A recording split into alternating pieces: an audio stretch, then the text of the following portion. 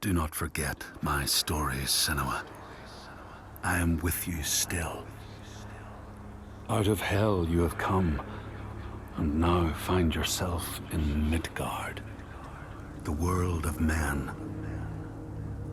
Do not think it any less dangerous for that. Your path has taken you far from home, across the boundless sea, and you must go on to the heart of this place, to the heart of man.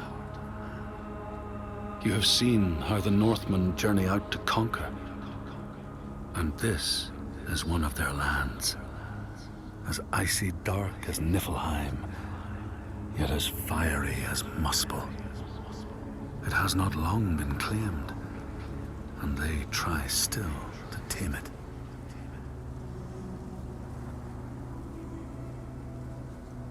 The Skald's verse speaks of a man called Grettir the Strong. A strange and bloody life he led. And it happened in this land you have come to. Listen to his story, Senua, for it may in some small way illuminate your own.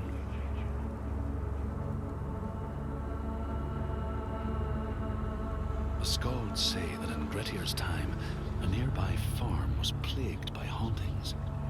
A shepherd called Glamour was killed by some evil force, found dead in the snow, bloated and black. His body could not be taken to burial, because he was held fast to the ground. So it was left. 3 days after his death, the body was missing.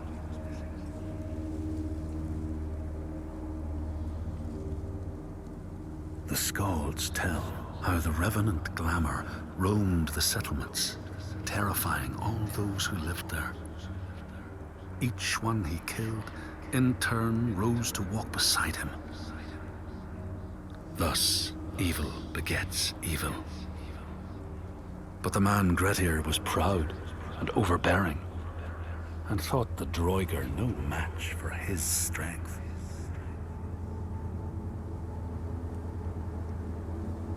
The Skalds say that Grettir fought and killed the Droiger Glamour, but not before Glamour had cursed him. His strength would be turned against him, his deeds bring death and exile, and he would be always before Grettir's eyes, making him afraid to be alone. He saw all sorts of phantoms wherever he looked, and thus people who see things that aren't there are said to have Glamour's eyes.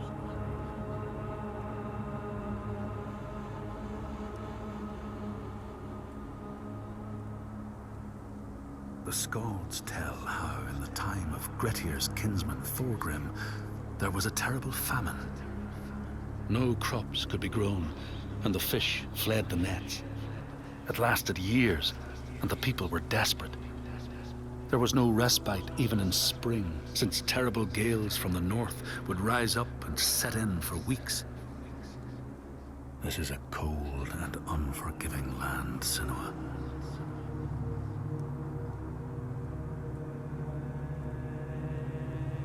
In the time of famine, at the place known as Rifskar, Thorgrim found a huge finback whale, beached and dead. His neighbor, Thorfinn, had already found it and was in the process of flensing it. But Thorgrim claimed it as his own. Thorfinn said he would not give it up without a fight. If that's what you want, Thorgrim said, let it be so. And he launched a blow at Thorfinn, cutting off his head in one strike.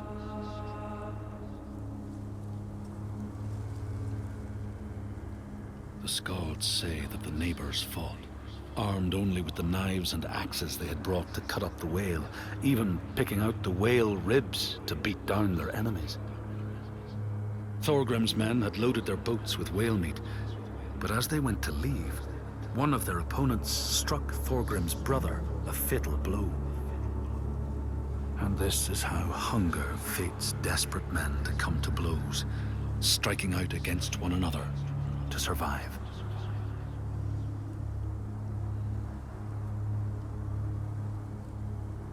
Skalds speak of the time Grettir, traveling with some others, ran into rough weather and docked their boat on an island. They had not brought fire with them, and the merchants complained bitterly. Seeing a great fire blazing on the other side of the strait, Grettir said he would swim over to fetch it. He took off his clothes and struck out across the water, wearing nothing but a cloak.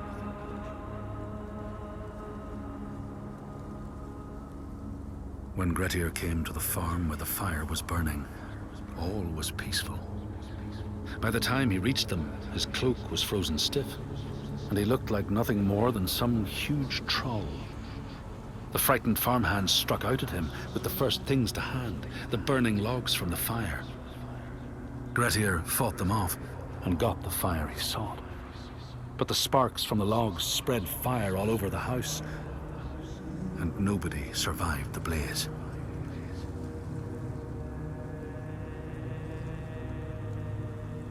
The Skalds say that Grettir swam back across the strait, keeping the fire safe from the water. His friends applauded Grettir's bravery, but when word spread about the massacre at the farm, people took against Grettir. Nobody wanted anything to do with him, and when the news reached the Althing in the summer, Grettir was pronounced an outlaw. All doors would hence be shut to him.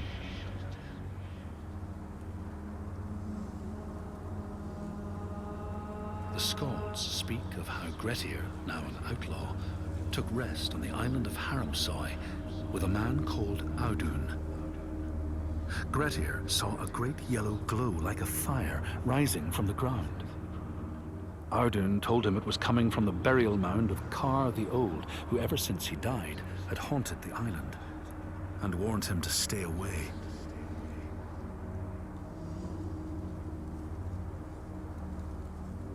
The Skalds say Grettir wanted the sword that was buried in Kar's howe, and would not be deterred from seeking it.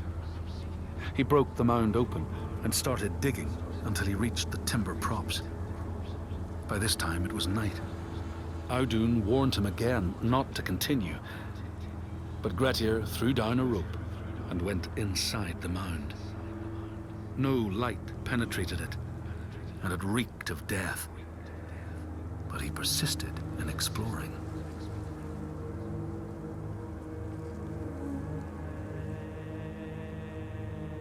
Grettir found the sword he was seeking, Kar's loom, buried in the grave mound.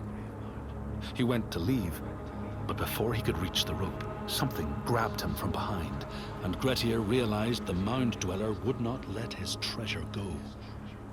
The two fought ferociously until Grettir got the advantage and chopped off the revenant's head. But Kar's loom would prove his undoing, fated to be the sword that killed him.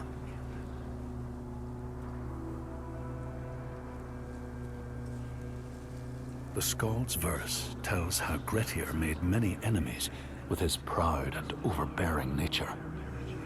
Always quick to anger, his strength and fighting prowess meant that even the most trivial of quarrels met a fatal end. The kinsmen of those he killed or maimed were angry, and because he was an outlaw, no one was allowed to help him.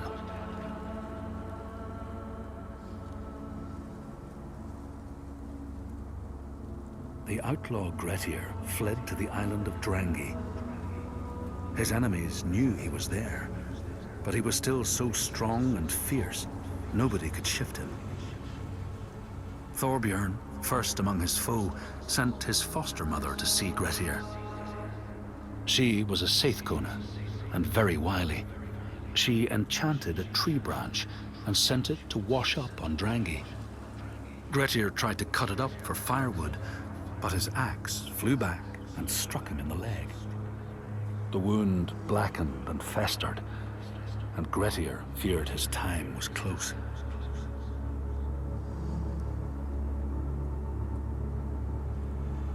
The Skalds say Grettir, wounded by Seithr, was now so weak it was possible for his enemies to defeat him.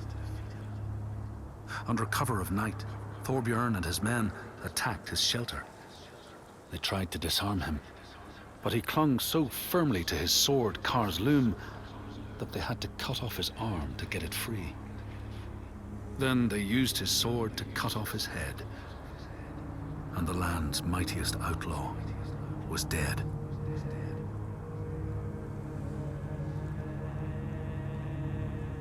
As the Droigar glamour had predicted, all Grettir's brave and fine deeds brought him misery. So fate makes prisoners of us all.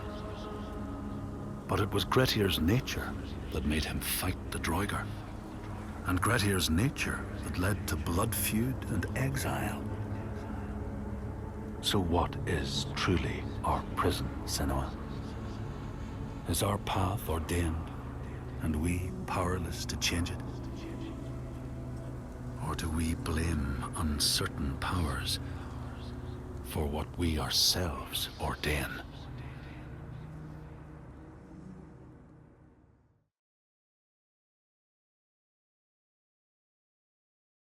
In all the places of the earth, they know that the gods and spirits affect man's path. All the misfortune that befalls man lies at their feet. If you have eyes to see, you see their presence and their power. Keep your eyes open, traveler, and you might see their faces. Here, they once said that Loki lies imprisoned in a cave, trapped by his enemies, who set a serpent above to drip venom on his face.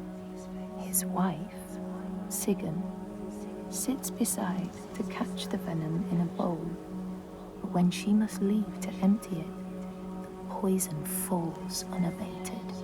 His pain is so great that he thrashes and writhes.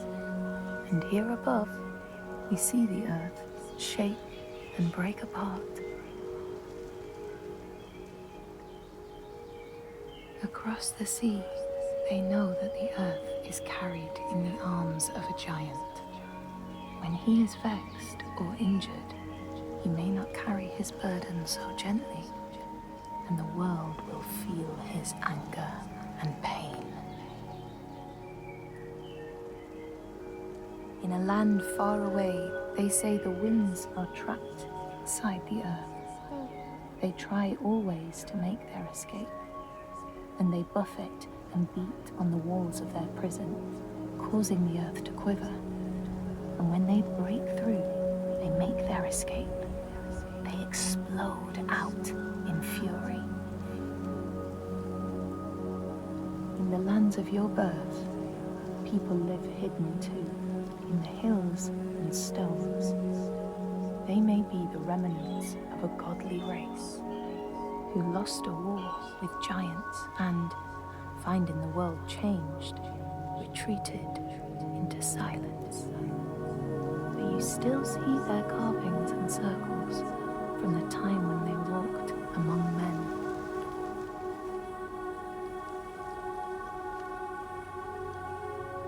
Here, they know that if times are harsh, you may ask of the hidden folk to share their bounty. And if you are strong and wise and good, they may hear your plea and send you aid. But if you are not, or if you do not respect the strictures they lay down, you might have your strife doubled.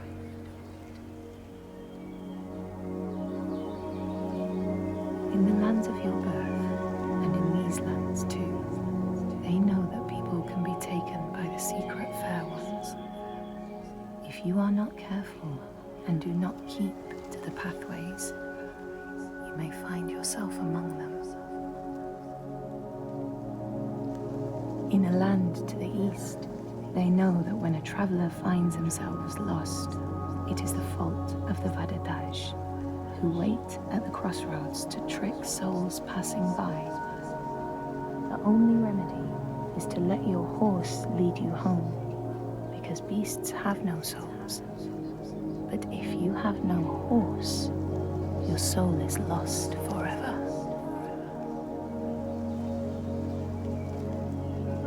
In this place, They know that sometimes the hidden folk will take their children and leave another in their place. These children may look the same as their own, but will be dazed and far away, or ill-tempered. And you know then you have a changeling in your house. In this land, when people cannot raise their children, they will leave them in a sacred place for the hidden folk to take and care for. Sometimes these children come back, but it is said that they are changed with a wildness in their eyes, and their parents do not want them. These people know that children who have died uncared for can return as Utburður, small ghosts clad in fluttering rags. When there are storms, they may cry as they did when they were human, and will look for their mothers until they find them, and never leave them again. In this land, you may catch sight of the Landisir, the spirits who embody the sacred places, the rivers and rocks. Do you see the Lady of the Mountain, the Fjall Konan, who bathes in the waterfall and lets the drops fall on her shoulders? In the heart of the Northlands, they know the storms are born of the Oshkuredi, the hunt of Odin. The huntsmen ride horses with eyes of fire. Their weapons clash like thunder, and it is best to hide inside, lest your spirit be called to join them. In your lands, traveler, they know that the Kailif, the hag of winter, is the one who hurls sleet and snow upon the land. She lives in a sea rock and rules the waves of the roiling winter ocean with her blackthorn staff. She strikes the ground to destroy the shoots of growing green, so the winter will lie long and low on the land. These people know that the sea god, Ran, sets out nets to trap sailors and drag them to her world. She sends the waves, her daughters, to wreck boats so she will have more men to take. And jealously, she pulls them down beneath the water. People here speak of warriors who can transform themselves into bears when they are enraged. Their skin becomes hide so thick no sword or spear can break it. When King Hrolfr fought Skald, many people saw a great bear fighting beside him, who killed more men with its paw than any 5 soldiers. Men here will tell of how Jarl Hakon worshipped the giant Thorgerða and sought her aid in the middle of battle when the tide was turning against him. Fleeing to an island, he pleaded with her for aid. She demanded a sacrifice. She rejected all of his offerings until he, at last, killed his own son in sacrifice. Thorgerða gave aid, and Hakon's enemies saw the giants striding amongst the ships, arrows flying from every finger and never missing their mark. Their morale was sapped, and Hakon won his battle.